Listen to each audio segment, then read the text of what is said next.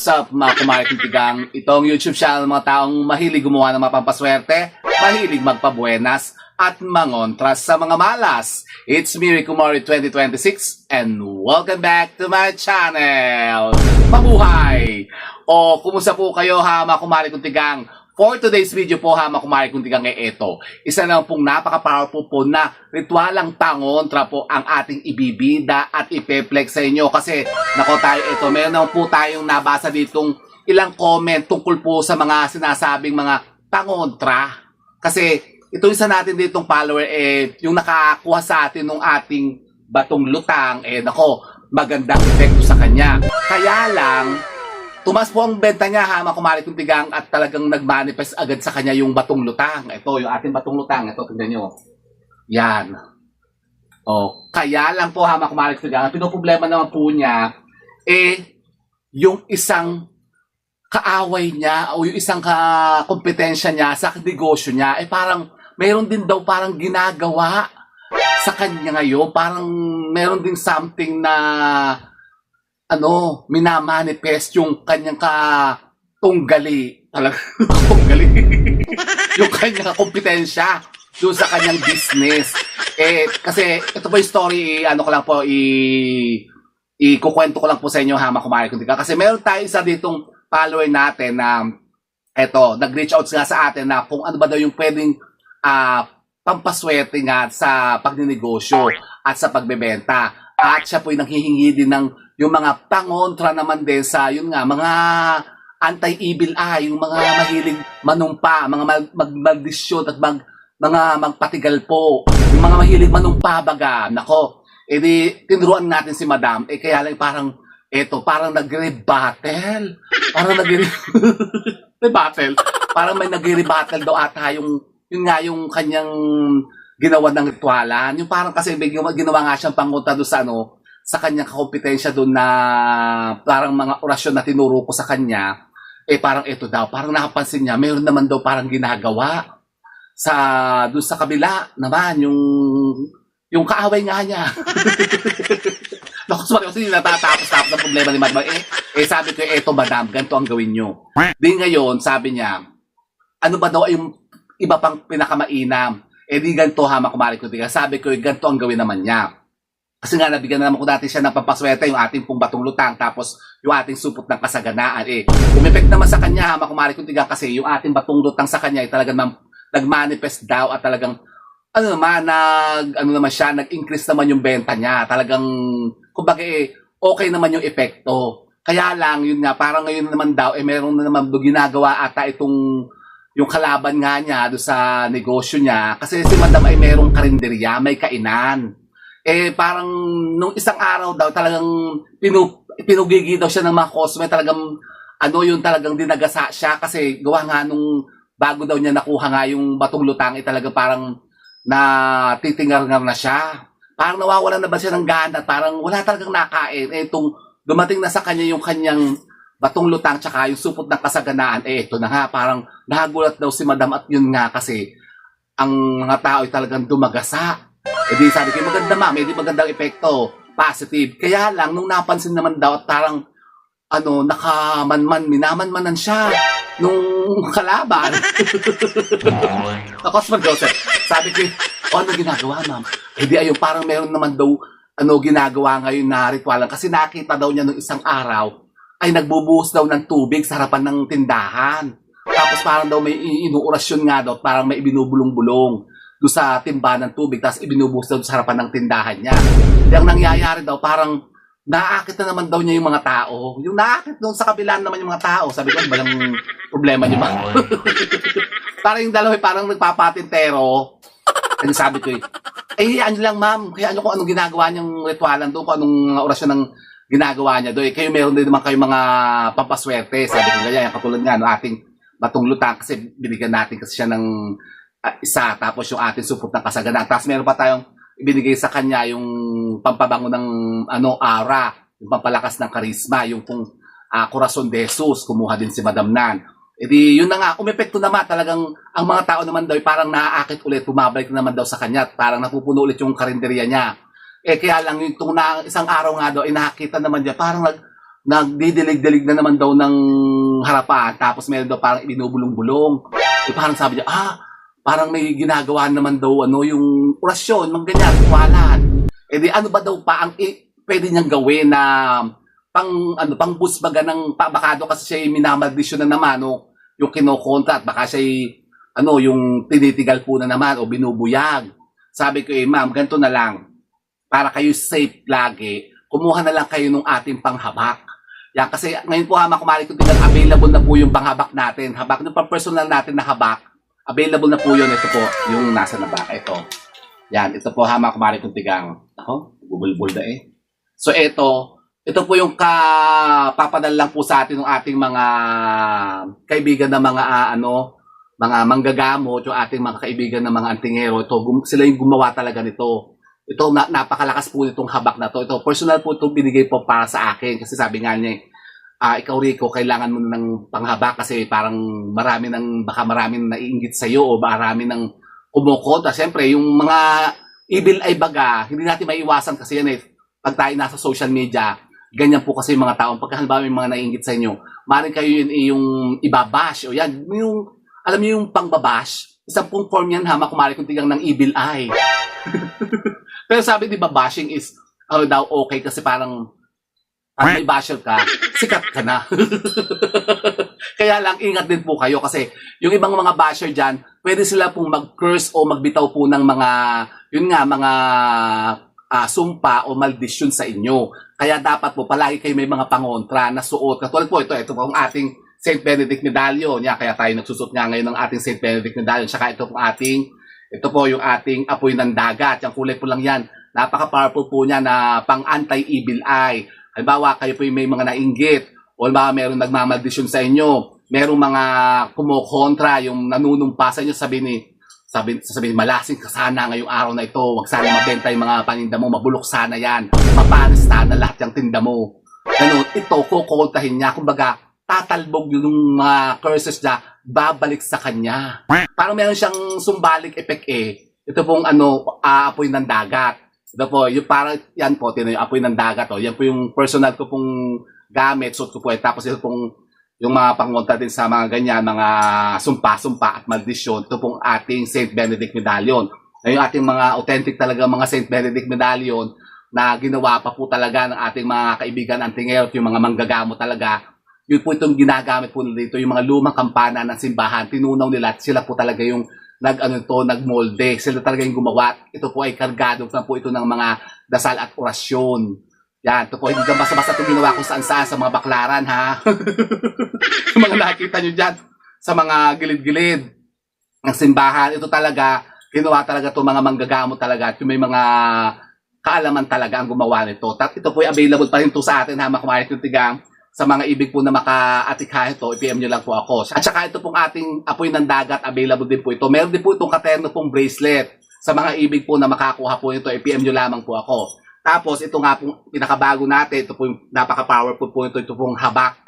Ito po yung pinaka-latest natin ngayon na pangontra, yung anti-evil eye, yung mga pangontra, mga sumpa, maldisyon, yung mga tigal po, mga usog, yung mga palipanhangin, barang, kulam. At saka maganda rin po ito sa mga elemental at mga espiritu. Yung mga hindi natin nakikita sa paligid. Ito, meron din kakayanan to para makonta natin sila. Yan, bawa kayo po yung palaging nauusog o yung pagdiskitahan ng mga elemento. Yung bawa mayroon kayo kasama dyan sa bahay po ninyo na hindi nyo nakikita. Tapos pero naramdaman nyo sila. Dapat po meron kayo lagi nitong suit-suit na mga ganito. Yung ating mga pangontra. Isa po ito yung ating pong habak. Ito po yung pinaka-latest natin ngayon, hamak marketing. Sa mga ibig po at interesado na makatikha po ito, i-PM nyo po ako kasi limited lang po kasi ito ngayon kasi ito po yung kalalabas pa lang. So, nasa pa lang tayo, pre-order pa lang po tayo nito kasi ito po ay nire-ritualan po natin personalized sa inyo. So, bago nyo ito makuha, riritualan pa po natin ito sa pangalan po ninyo kasi parang kailangan kasi makonsagra natin yan sa inyo, para sa inyo talaga. So yun, tapos ito pa yung sabi ko kay madam, every morning, ito yung gagawin po ninyo. Kung may napansin siyang ganyan na ginagawa din niya, na yung kalaban nga niya, yung nagdidilig-dilig daw ng lupa, parang bumubulong sa lupa. Sabi ko, nako, mama, ibinubulong yan sa lupa. Ganyan yan. na parang ang tindahan nyo baka binablock niya o yung parang tinatakpan niya para maging cloudy. Halimbawa kayo, yung nagtitinda kayo sa palengke, marami kayo dyan, syempre, minsan dyan may mga inggitera talaga, hindi po mawawala yan eh. Tapos hakamitin kayo niyan, sasabihin ni, yung nga, mamaldisyonin kayo, uusugin kayo, sasabihin sana yung babaeng yan, malugi sana yan, ganyan. Syempre, mga evil ay ganun. Pagka ganyan hamak kumari, dapat meron din kayo mga ginagawa mga pangontra. Sa umaga pa lang po gagawin niyo po ito. Ganito po hamak kumari kuntigang. Kumuha po kayo ng isang timbang tubig o kahit isang tabong tubig lang po hamak kumari kuntigang. Po siyan po ay bubulungan niyo po ng isang napaka-powerful po na orasyon. Pero bago yun hamak kumari kuntigang, dasalan niyo po muna yan ng isang ama namin, isang abagin ng Maria at isang sumasampalataya. Kumbaga parang affirmation ng ating ginagawang ritualan o orasyon dyan sa tubig na yan. Pagkatapos yan po ay bubulungan natin ito sa isang napaka-powerful po na orasyon. Isusulat ko po yan dyan hamak kumari sa screen natin. Yung pong orasyon ng Aram, Adam, Aksadam, Adonai. 3 times yun po yung ibubulong dyan sa tubig. Kasama po yung Creum, Deum, Deus. Yan po, isusulat ko po yan sa screen natin hamak kumari. Isulat yun lang po para hindi nyo po makalimutan. Tapos, para naman po tumaas po yung mga sales po ninyo, bago kayo magbukas po ng tindahan po ninyo, lagi nyo pong ibubulong po itong orasyon na ito, yung Ego Dibes Hodi. Yan, susulat ko yun po yan, hamak kumari kung tigang sa ating screen, para kayo po laging papaldo kayo, yung laging hindi kayo mawawala ng benta, para kahit papaano, bibenta pa rin kayo. Kung marami kayo dyan sa palengke, diba? Nagtitinda kayo ng kung ano, no? Gulay, karne, prutas, ganyan, yung mga manok, baboy. Yan, ganun po hamak kumari kung tigang. Ibubulong nyo po lang mga sinasabing mga orasyon na yan bago po kayo magbukas ng tindahan po ninyo. Yan pong Ego Dibes Hodi, napaka-powerful po yan. Gawin nyo po yan tuwing umaga bago kayo magbubukas ng tindahan po ninyo. Para kayo, protected po kayo sa mga sinasabing evil eye o yung mga nagmamaldisyon o yung nagsusumpa-sumpa tapos yung mga nagpapadala ng mga masamang panalangin, yung nag-evil ay baga ganun. Yung mga inggitera, hindi kasi mawawala yan hamak kumari kung tigang. So yan po yung magiging pangontra natin. Tapos kung alam nyo rin po yung orasyon po o yung dasal po ng Anima Christi, maganda rin po yun hamak kumari kung tigang. Dasalin nyo rin po yun, meron po Tagalog version yun hamak kumari kung tigang. Kung hindi nyo po sa ulo yun, at kung hindi nyo po alam, i-download nyo po sa YouTube, meron po yan dyan. I-google nyo na lang po, tapos i-download nyo yung dasal ng Anima Christi. Pero yan pong Aram, Adam, Aksadam na yan, Adonai, nako, napaka-powerful po na yan, hamak kumari kung tigang, na makablock nga po ng mga sinasabing, yan, mga evil eye ng mga tao na naiinggit po sa atin. Yung mga may mga gustong mga gawing kasamaan. At kung halimbawa kayo po hamak kumari kung tigang, palagi na lamang parang nababate o yung parang yun nga, na-evil eye. Halimbawa, maraming lagi pumupunta sa inyong mga negatibong mga tao. Tapos, may dadala silang mga negative energy. Tapos, nalalahiran kayo ng mga kamalasan. Dapat po sa mga tindahan po ninyo, gawin niyo po ito. Kumuha po kayo ng isang tasang asin o isang mangkok na asin hamak kumari kung tigang. Asin yan, ganyan karami pong asin hamak kumari kung tigang. Dapat po tuyo. Yan, yung mga rock salt lang po na galing sa palengke, yun po ang kukunin po ninyo. Kumuha po kayo ng ganyan sa isang babasagin na lalagyan. Ganito po, wag sa plastic hamak kumari kung tigang. Kailangan po ilalagay natin sa babasagin na ganito, yung mga mangkok o kahit platito. Tapos, kumuha po kayo ng isang pardible. Ito po pardible. Yan po pardible, kahit ganong kalaki po pardible ha, ito po ganito, kahit anong kulay, may gold po ito, may silver. Ang gagawin niyo po sa pardible, buksan yung ganyan. Buksan niyo po yung pardible na kaganyan. Tapos ito po ay itutusok niyo po dito sa asin, nakaganyan po, oh. Yan. Tutusok niyo siyang papatay yung ganyan, ang pardible. Tapos yun, dasalin niyo yung sinasabi natin na Creum, Deum, Deus. Tsaka yung Aram, Adam, Aksadam, Adonai. 3 times yung pong ibubulong yan sa loob po ng tindahan nyo po hamak kumari kung tigang o sa isang timbang tubig o sa isang tabong tubig. Tapos yung pong tubig ay ididilig nyo o ibubuhos sa harapan ng tindahan po ninyo. Para halimbawa mayroong mga nag-a-attempt na pumasok o yung magpadala nga sa inyo ng mga sumpa o maldisyon o yung mga nag-i-evil ay nga sa inyo, makokontra niya. Tapos ito po, ilalagay po natin sa harapan po ng mga tindahan natin. Halimbawa sa counter natin, meron kayo mga, halimbawa, yung mga working table po ninyo, sa counter po ninyo. Yung malapit po doon sa area na pinag-stayan nyo o inuupuan nyo. Halimbawa, may kaha kayo dyan, counter, kayo yung nagbebenta, kayo yung nagsusuklay-suklay. Ilagay nyo sa tabi nyo yan. Para kayo, hindi kayo na usog o yun nga, namamaldisyon ng mga tao may mga halangang kaluluwa. Aleche. O, ganun po hamak kumari kung tigang. Subukan nyo ito, napaka-powerful po ito. Ito po yung mga lumang mga ano na to yung mga pamamaraan pangontra sa mga kamalasan, sa pagninegosyo, sa pagbebenta, sa pagtitinda. Tapos kung gusto niyo bang kayo nang po ipugigiin ng mga tao, yung parang dadami yung benta nyo sa isang araw, ganito lang po ang gawin po ninyo. Kumuha naman po kayo ng isang mangkok din po, tapos lagyan nyo po ng 7 pirasong kalamansi. Yan, 7 pirasong kalamansi ha, mga kumari kundigang. Tapos lagyan nyo lang po yung kahit ng ilang piraso pong mga barya. Samahan nyo po ng ilang pirasong barya, 3 pirasong barya po ha, mga kumari kundigang, kasama po yan doon sa ating kalamansi, doon sa ating bowl. Pagkatapos ito, ilalagay nyo rin po doon sa harapan ng tindahan po ninyo, doon sa counter po ninyo, o doon sa kaha nyo, malapit sa inyo, sa kinauupuan po ninyo kung saan kayo nagbebenta. Kasama po itong ating asin na pangontra. Tapos, yan. Ito po naman yung aakit sa mga tao para kayo po'y gumenta ng malaki, para marami kayong benta sa maghapon. Kasi ang mga tao, pag merong ganito kayo sa tindahan nyo, sila'y parang mangangasim. Mangangasim. Okay, parang tutulo ang laway nila sa asim. Di ba alam niyo yung mga nagtitinda ng mga kalamansi? Parang nakakaakit siya na, nakakaakit bumili dyan. Kasi parang, ang tingin niyo parang asim na asim kayo, di ba ga? May mga ganyan ba kayong naramdaman minsan sa mga nagtitinda ng kalamansi? Kahit halimbawa hindi niyo man kailangan ng kalamansi, dapat na kayo sa bilaon ng kalamansi. Di ba yung mga palapit kayo, parang, ay, kailangan ko pala ng kalamansi, magmamarinate pala ako ng baboy. Leche. Actually, ang effect po talaga niyan, yung kalamansi po, nakakapangasim. Parang nangangasim kayo, parang inaakit kayo na bumili. So, ganun din po ang epekto niya. Halimbawa kayo, may mga businesses nga, may mga physical store kayo, nagbebenta kayo, may mga shop kayo, may mga sari-sari store kayo. Ang mga tao mapapadaan sa inyo, pag nakita yan bowl ng kalamansing yan, naku, aakitin sila at para sila tutulo ang laway nila. Leche talaga. Opo ha, makumain ko subukan niya kasi ito po proven na ito yung ginagawa ko rin po noon sa mga tindahan ko kapag ako po yung nagbebenta. Yung pong 7 pirasong kalamansi, ilagay nyo lang po sa isang bowl na ganyan. Kailangan po ibabasagin. Huwag po plastic ha, makumain ko. Tapos lagay nyo lang po ng 3 pirasong barya, ilagay nyo po sa counter po nyo o sa harapan po ng mga table po ninyo. Tapos makikita nyo sa maghapon, ako, uuwi kayong paldo o nakangiti kayo lampas hanggang tenga nyo. Oh. Ba? Opo, makumakikitigan, subukan nyo yan. Tapos yun na nga yung mga maraming issue dyan sa mga kakumpetensya. Huwag kayong papatalo. Kasi marami na po tayong mga iba't ibang mga pamamaraan na pwedeng gawin. Pangonta sa kanila. Yan, at tayo nga po ha, makumakikitigan, baba ko ito.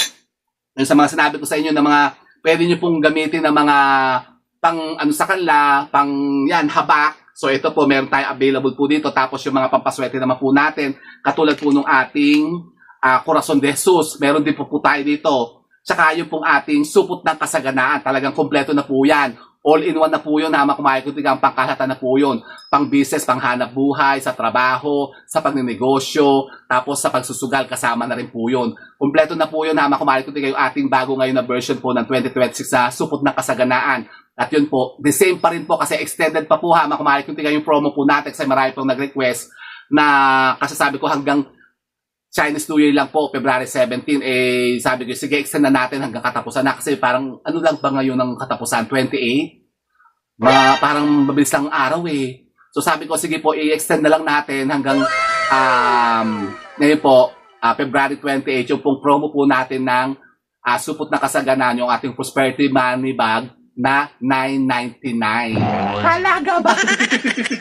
Tapos, kasama pa rin po makaparinig yung ating mga pa-freebies na mga lucky charm, na mga gold bill na panlagay natin sa ating mga wallet, tsaka yung ating nasa isa pa. Yung ating gold dollar bill. O, yan po ha, makaparinig. Tapos, kasama po itong Emperor's Coin. Ito po, yung tatlo po na nakatali po ng red ribbon. So, ayan. So, ganyan po, makuha nyo po. The same pa rin po ang price niya, ha, makumarik yung tigang $9.99. So, order na po kayo. Mag-PM lamang po kayo sa akin kung interesado po kayo doon sa ating supot ng kasaganaan o yung ating Prosperity Money Bag. At ito po pinakabago natin na pangontra, pang-protection natin, habak. Ito po ang ating, bagong-bago ngayon na kararating pa lang, mainit-init pa, ha, makumarik yung tigang. So, kumuha na po kayo ito kasi ngayon po 2026, hindi talaga natin may iwasan yan. Marami talagang mga inggitera kasi ngayon at dapat po talagang sasabay po tayo. Kontrahin natin sila ha, makumari ko kasi baka kayo po may pag-iwanan. O, di ba? Kasi double, double horse, fire horse ko kasi ngayon. kailangan mas aggressive tayo sa kanila para hindi tayo nahuli. Tapos di ba sabi ko sa inyo, nabanggit ko sa inyo ngayon, taon na ito po ay taon talaga to ng retaliation and yung confrontational scene.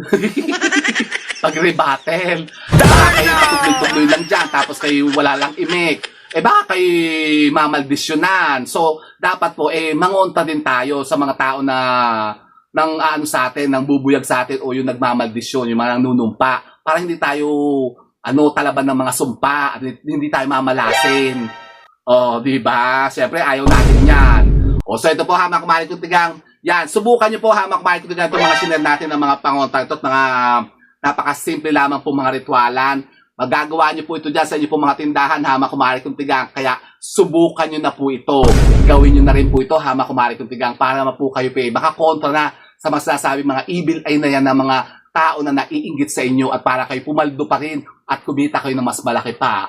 Di ba? Gusto niyo yun? Gusto ko yun, Hamak Kumari Kuntigang. So, gawin nyo na po ito.